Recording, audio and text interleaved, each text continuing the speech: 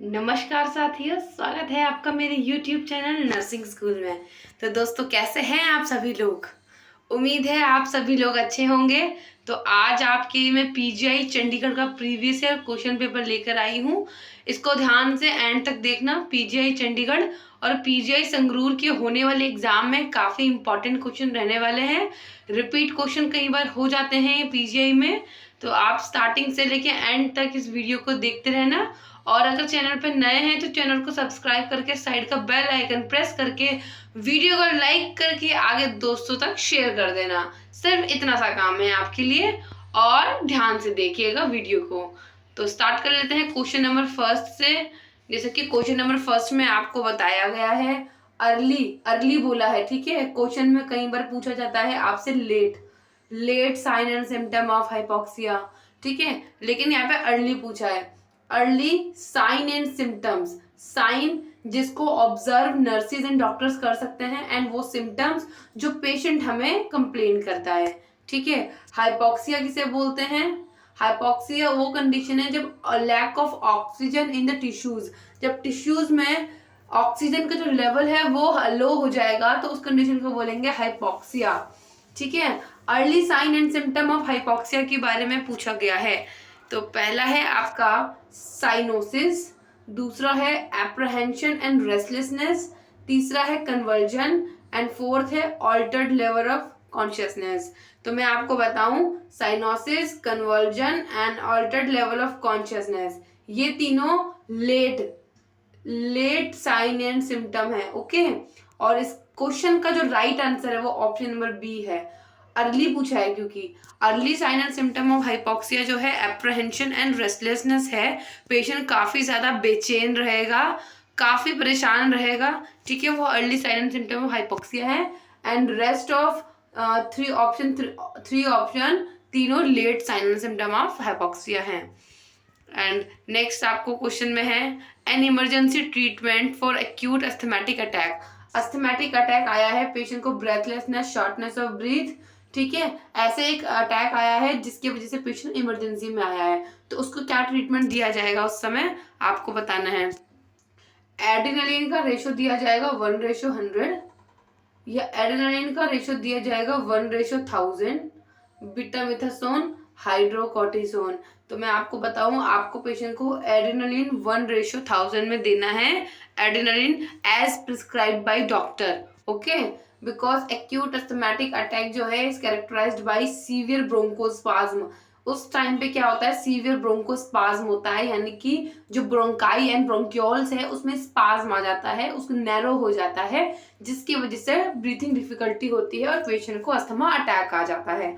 और उस कंडीशन में जो इमरजेंसी ट्रीटमेंट है अस्थमेटिक अटैक का, पेशेंट को देना है एड्रेनालिन 1:1000। इसका रेशो भी याद रखना है, 1:1000 गिवन इंट्राडर्मिनली, ठीक है, इंट्राडर्मिनली, ठीक है, इंट्राडर्मल आईडी पोजीशन में देंगे, आईडी जो कि हमारा 15 डिग्री रहता है, आपको पता होना चाहिए। इंट्राडर्मल जो इंजेक्शन है 15 डिग्री पे दिया जाता है आईडी, ठीक है, into the skin, relax the bronchial smooth muscles. ID दिया जाएगा ब्रोंकियल मसल स्मूथ को रिलैक्स करने के लिए। अब आपके पास बहुत सारे क्वेश्चन बन गए। एड्रेनालिन का रेशो पूछा जाएगा तो 1:1000 बोल देना, और एड्रेनालिन को एडमिनिस्टर करने का अगर मेथड पूछ लिया जाए तो आप बोलना इंट्राडर्मिनली, ठीक है, intradermally ID to relax the bronchial smooth muscles. And इसी के साथ नेक्स्ट क्वेश्चन है heart sounds are the result of. अब हार्ट साउंड्स पूछे गए हैं। हार्ट साउंड आपको पता है जो कि होते हैं, आपको मैं राइट कर देती हूँ यहाँ पे, love and dub.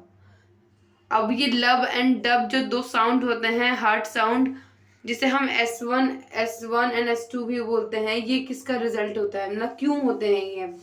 Movement of blood into the heart from the aorta से, ठीक है, movement of blood into the heart, जब हार्ट में ब्लड मूव करता है एओटा से तब आता है। Blood flow through the heart, जब हार्ट से ब्लड फ्लो होता है तब। जब हार्ट की जो वाल्व्स हैं क्लोज होती हैं तब। या कॉन्ट्रैक्शन ऑफ कार्डियक मसल्स, ठीक है। तो आपका right answer option number C है, करेक्ट है। जब हार्ट की valves tricuspid and bicuspid valve का क्लोजर होता है तो lub and dub sounds create होते हैं हार्ट में, ठीक है। And next is side effect of digoxin. Digoxin आपने देखी, ये डिजॉक्सिन मेडिसिन है, इसका साइड इफेक्ट पूछा गया है कि क्या रहने वाला है। Visual disturbance, GI disturbance, bradycardia and all of the above. Right answer option number B D है, all of the above. Digoxin के साइड इफेक्ट जो है visual disturbance, GI disturbance and bradycardia देखने को मिलता है डिजॉक्सिन वाले पेशेंट में। ठीक है, इसी के साथ नेक्स्ट क्वेश्चन है, early sign and symptom of digoxin toxicity include all except one. यानी कि यहाँ पे बोला है 4 ऑप्शन में से सारे ही sign and symptom of digoxin की टॉक्सिसिटी के हैं, लेकिन कोई एक ऐसा ऑप्शन है जो कि डिजॉक्सिन टॉक्सिसिटी में नहीं देखने को मिलता है, जैसे कि anorexia nervosa, anorexia, nausea and vomiting. ये तीनों ही साइन एंड सिम्टम जो हैं डिजॉक्सिन टॉक्सिसिटी में देखे जाते हैं। ब्लड विजन या येलो विजन भी देखा जाता है डिजॉक्सिन की टॉक्सिसिटी में।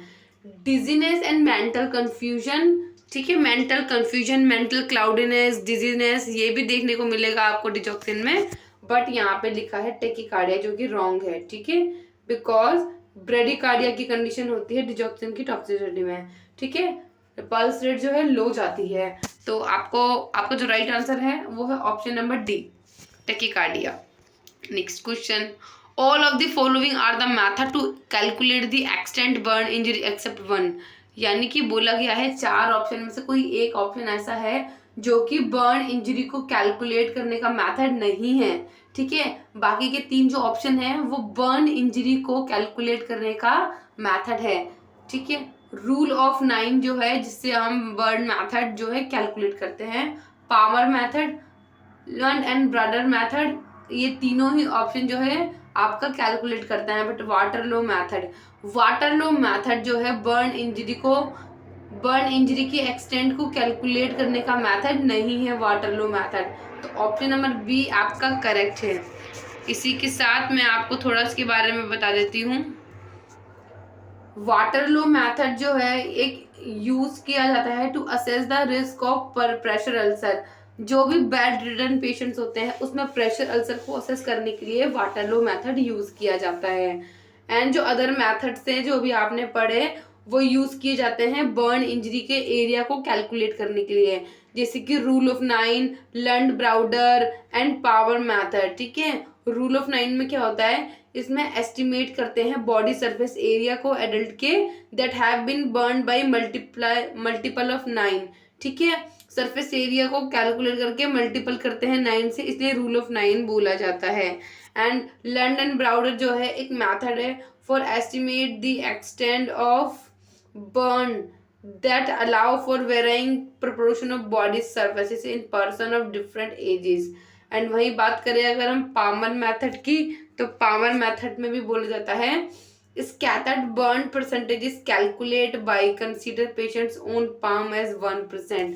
इसमें पेशेंट के खुद के ओन पाम को 1% कैलकुलेट करके यहाँ पे पेशेंट का स्कैटर्ड बर्न परसेंटेज निकाला जाता है।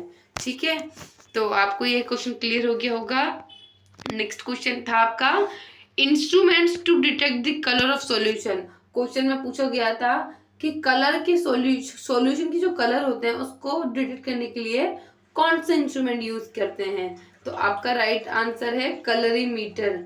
ठीक है, कैलोरीमीटर और कलरीमीटर दोनों में डिफरेंस है। कैलोरीमीटर से हम कैलोरीज कैलकुलेट करते हैं एंड कलरीमीटर से, स्पेलिंग पे ध्यान देखना, कलरीमीटर से हम डिटेक्ट करते हैं कलर ऑफ सॉल्यूशन। ओके, इसी के साथ नेक्स्ट क्वेश्चन है क्रैकिंग साउंड बाइलेटरल।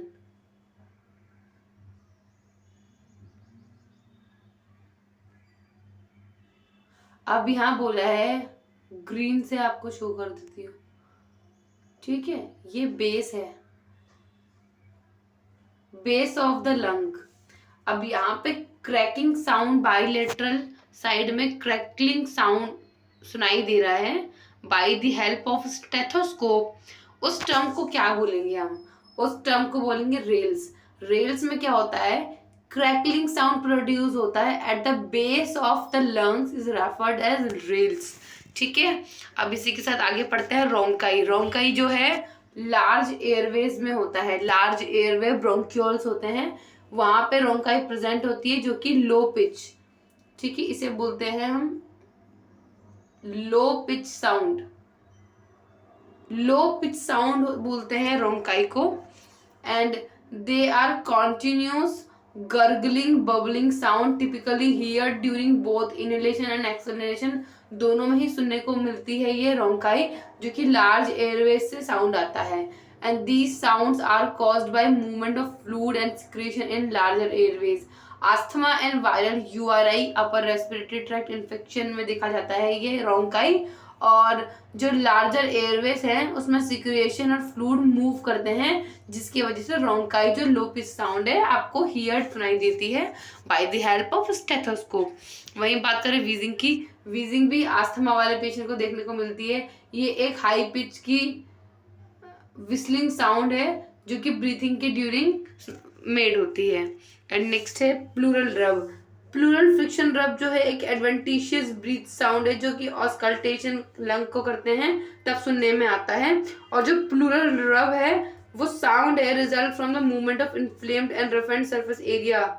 जितना जो प्लूरा है, प्लूरा जब रब करती है एक दूसरे के साथ, जब प्लूरा में इन्फ्लेमेशन होगी और रफनेस होगी तो उसकी सरफेस एक दूसरे के साथ घिसट लगेगी, ठीक है, रबनेस होगी, जिसकी वजह से जो चेस्ट वॉल है मूवमेंट प्रोड्यूस होगी। जब चेस्ट वॉल में मूवमेंट प्रोड्यूस होगी तब प्लूरा जो है एक दूसरे के अगेंस्ट में रब होंगी और जिसकी वजह से वहाँ पे इन्फ्लेमेशन भी होगी, ठीक है, और वहाँ पे प्लूरल रब की कंडीशन क्रिएट होगी। ओके, एंड नेक्स्ट है रेडनेस ओवर बोनी प्रोमिनेंसेस। बोनी प्रोमिनेंसेस जो बोनी साइड्स होते हैं ना बॉडी में, वो बोनी प्रोमिनेंसेस कहलाते हैं। जैसे कि हमारा नी हो गया, एल्बो हो गया, सेक्रम हो गया, ठीक है, ये पार्ट जो बोनी प्रोमिनेंसेस हैं। तो रेडनेस अगर उस साइड में होता है, bed ridden patient bed ridden है, उस कंडीशन में पेशेंट को क्या होगा, अल्सरेशन तो है ही, बट कंडीशन क्या है, कंडीशन जो है वो है बेड सोर्स, उस पेशेंट को बेड सोर है सजेशन में। Okay, so the next question, average age of मेनार्के।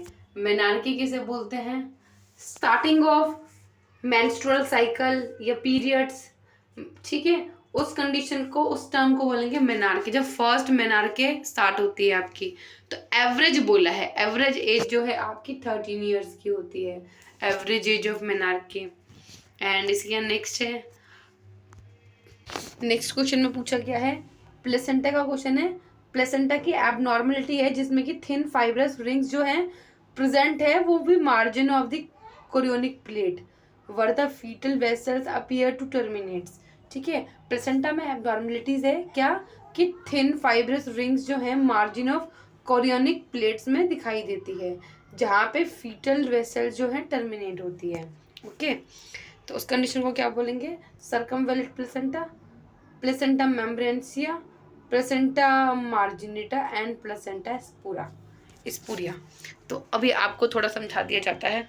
Right answer आपको ऑप्शन नंबर सी बता रही हूँ, उस टर्म को बोलते हैं प्लेसेंटा मार्जिनेटा। ओके, अब सबसे पहला है प्लेसेंटा सक्सेंटूरिया, ठीक है, सक्सेंटूरिएटा, इसमें क्या होता है, one or more lobe of the placenta in the size of cotyledon, one एक या एक से ज्यादा लोब, कितने साइज के, साइज ऑफ कॉटिलेडन के साइज के, may be placed at varying distance from the main placenta margin, जो मेन प्लेसेंटा मार्जिन है वहाँ से तो काफ़ी डिस्टेंस में होंगे कॉटिलेडन्स। जब कॉटिलेडन्स में डिस्टेंस ज़्यादा होगा, ठीक है, तो ये जो कॉटिलेडन्स हैं वो कनेक्टेड होंगे to the main placenta with small blood vessels. When the small piece of placenta is connected with the main placenta only by the membrane without any blood vessel and this is called placenta spuria। Okay, और वहीं हम बात करते हैं सर्कमवेलेंट placenta की। इसमें क्या होता है, fetal surface is divided into central depressed zone surrounded by thickened white ring which is usually complete and ring is situated at varying distance from the margin of placenta and ring is composed of double folded amnion and chorion, और जो ring है वो double amnion और chorion layer से folded होगी, ठीक है। And इसी के साथ नेक्स्ट है प्लेसेंटा मार्जिनेटा। मार्जिनेटा में क्या होता है, एक थिन फाइब्रस रिंग होती है जो कि प्रेजेंट होती है कोरियोनिक पिलेट की मार्जिन में जाके, जहाँ पे फीटल वेसल जो है टर्मिनेट होती है, उस कंडीशन को बोलेंगे प्लेसेंटा मार्जिनेटा। ठीक है, मार्जिनेटा से ही समझ आ रहा है, मार्जिन पे आपका प्लेसेंटल फाइब्रस रिंग प्रेजेंट है। वही है प्लेसेंटा मेम्ब्रेनियस।